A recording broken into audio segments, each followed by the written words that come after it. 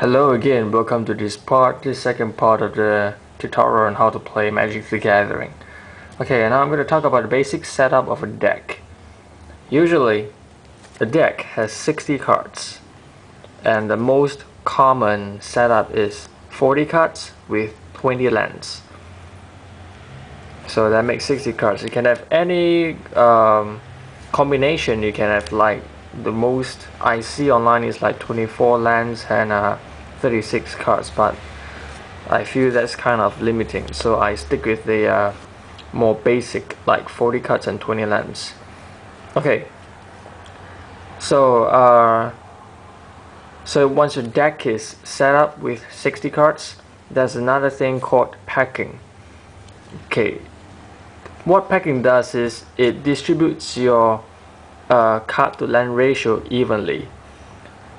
The one that I use is 2 cards to 1 land. So what that means is for every 3 cards that I pick, there'll be 1 land. You can see there's 2 cards here and 1 land. 2 cards and 1 land. Likewise for the top. 2 cards and an island. You can do this anywhere, and you see that it's always 2 cards and 1 land. There's also another way of packing, which is for every 5 cards you have 2 lands.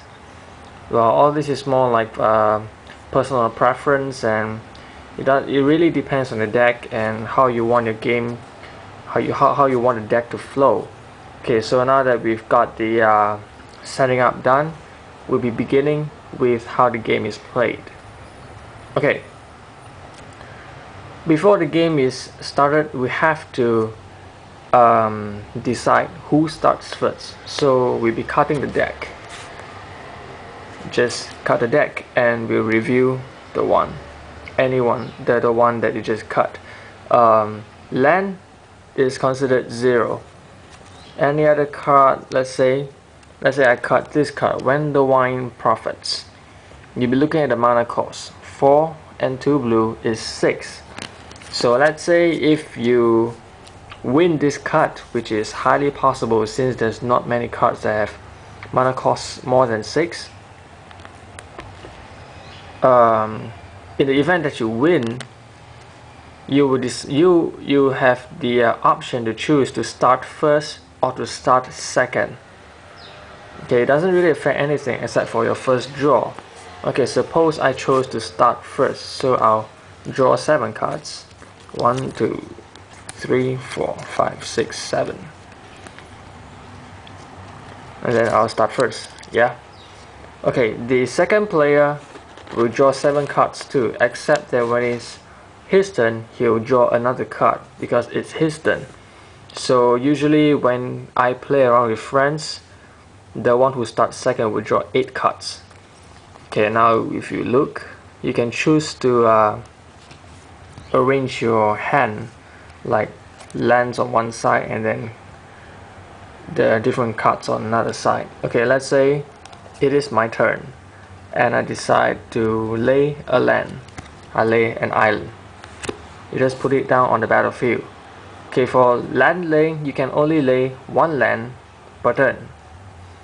Now I look at my cards. There aren't any cards that has mana cost 1, so that means I can't summon anything, I can't do anything at all. So I'll just pass, I'll skip my turn. Now, there's one thing I want to point out. For this issue especially addresses the more veteran players, though new players have to take note as well. In the past, there's such a thing called mana burn. It's like when you tap your land and then you don't use it, you have 1 floating mana at the end of a turn, it's gonna damage you with 1 life. Let's say I float 2 mana. I burn myself 2 damage. Yeah, but now with the core set 2010, the rules have changed and now mana burn is eliminated. So that means I can just tap my mana for fun and it won't damage me. And that concludes this tutorial, so I see you in the next one.